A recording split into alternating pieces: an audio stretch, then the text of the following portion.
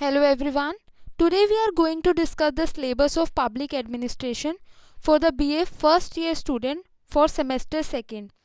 जैसे कि एक ईयर में आपके 2 सेमेस्टर्स होते हैं, अभी BA फर्स्ट सेमेस्टर के पेपर चल रहे हैं और कम विद इन मंथ आपका जो सेकेंड सेमेस्टर है वो स्टार्ट हो जाएगा।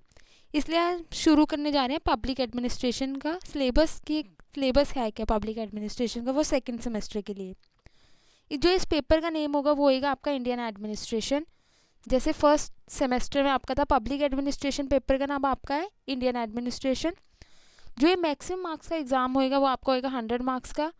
थ्योरी होएगी आपकी 90 मार्क्स की, आपका जो रिटन पेपर होगा थ्योरी का वो होएगा 90 मार्क्स का। और जो इंटरनल असेसमेंट जाएगी आपकी वो जाएगी 10 मार्क्स की। और जो टाइम आपको अलॉट होएगा वो होएगा 3 आवर्स का। जो इंटरनल असेसमेंट जाती है वो देखो, जो रेगुलर स्टूडेंट्स हैं उनके मार्क्स जो है 10 मार्क्स, वो यूनिट टेस्ट होगी, उनके एफएज हो गए, अटेंडेंस होगी, इस बेस पे उनके कॉलेज वाले उनको प्रोवाइड कर देते हैं मार्क्स 10 मार्क्स। यूसोल वाले अपने असाइनमेंट सबमिट करते हैं यूनिवर्सिटी में तो उनके 10 मार्क्स वहाँ से चले जाते हैं। ठीक है, जो ये इंटरनल असेसमेंट है। और जो प्राइवेट स्टूडेंट्स होते हैं इनके जो 10 मार्क्स होते हैं ये जैसा वो एग्ज़ाम करके आएंगे 90 मार्क्स का, उस बेसिस पे उनके 10 मार्क्स ये लगेंगे। जैसे किसी स्टूडेंट के 90 में से अगर 80 मार्क्स आए हैं, प्राइवेट स्टूडेंट है वो, तो इसको इंटरनल असेसमेंट यूनिवर्सिटी वाले 10 प्रोवाइड कर देंगे ऑन द बेसिस ऑफ जैसा उसका एग्ज़ाम होगा। ये प्राइवेट वाले करते हैं। रेगुलर वाले को कॉलेज देते हैं इंटरनल असेसमेंट, यूसोल वालों को यूनिवर्सिटी दे देती है।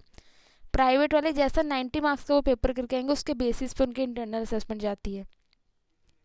अब उसके बाद हम देखते हैं instruction for paper setter and candidate. देखो प्राइवेट जैसे मैंने जैसे बताया यूसोल वाले असेस कैसे होते हैं इंटरनल असेसमेंट, जैसे यूनिवर्सिटी प्रोवाइड करती है, जैसे मैंने आपको ऊपर बताया। उस पर the candidate shell attempt 5 question in all. आपको 5 क्वेश्चन इन्वॉल्व करने होते हैं। फर्स्ट क्वेश्चन आपका कंपलसरी होता है, आपसे 12 क्वेश्चन पूछे जाते हैं और आपको कोई 9 क्वेश्चन अटैम्प्ट करने होते हैं 2-2 मार्क्स के। कैसे देखो 9 क्वेश्चन 2-2 मार्क्स के, 9 2 जा 18 मार्क्स आपके हो गए। ठीक है, और आपके रह गया 4 क्वेश्चन रह गए लॉन्ग क्वेश्चन। 4 क्वेश्चन आपके 18 मार्क्स के होते हैं, लॉन्ग क्वेश्चन तो आपका बन जाता है 72 का स्कोर, 18 + 70 90 मार्क्स का। ऐसे आपका थ्योरी पेपर 90 मार्क्स का बन जाता है। ठीक है, अब उसके आप देखते हैं यूनिट 1 में क्या है इस बारी। यूनिट 1 में आपका फीचर्स ऑफ इंडियन एडमिनिस्ट्रेशन के, इंडियन एडमिनिस्ट्रेशन के क्या फीचर हैं।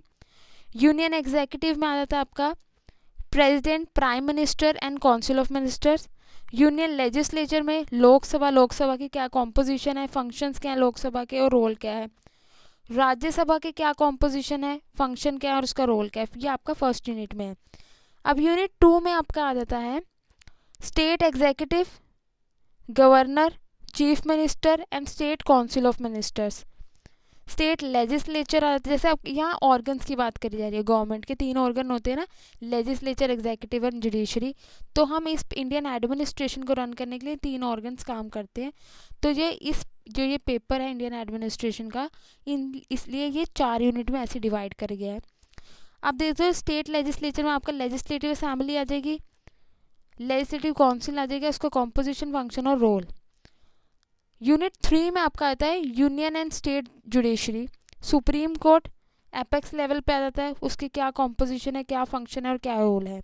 हाई कोर्ट की क्या कॉम्पोजिशन है, फंक्शन क्या है, रोल क्या है।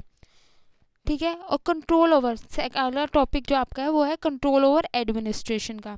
पहला टॉपिक ये हो गया, दूसरा ये हो गया, और थर्ड टॉपिक डेलीगेटेड लेजिस्लेशन। तो आपको जब ये पेपर आता है तो कोई 2 टॉपिक यहाँ आ जाते हैं। पहला अगर आ गया जुडिशरी में से, तीसरा आ गया डेलीगेटेड लेजिस्लेशन में से। आपको जो क्वेश्चन आता है एक आप वो अटैम्प्ट करते हैं, जैसे अभी आपने देख भी लिए होंगे फर्स्ट सेमेस्टर के एग्जाम देके। वैसे सेकंड यूनिट में से कोई 2 आ जाते हैं, चॉइस में आपको कोई एक करना होता है। फर्स्ट यूनिट में कोई 2 आ जाते हैं, आपको चॉइस में कोई एक करना होता है। ऐसे आपने ये 3 क्वेश्चन कर दिए। अब फोर्थ यूनिट आपका 4th क्वेश्चन कर देता है। 4th यूनिट में आपको है कैबिनेट सेक्रेटरीट, इसका कॉम्पोजिशन क्या है, फंक्शन क्या है और इसके रोल क्या है। स्टेट सेक्रेटरीट, इसके कॉम्पोजिशन क्या है, फंक्शन क्या है और इसके रोल क्या है। और डिस्ट्रिक्ट एडमिनिस्ट्रेशन के क्या, ये वेरी इंपॉर्टेंट टॉपिक होता है 4th यूनिट में से, ये हमेशा ही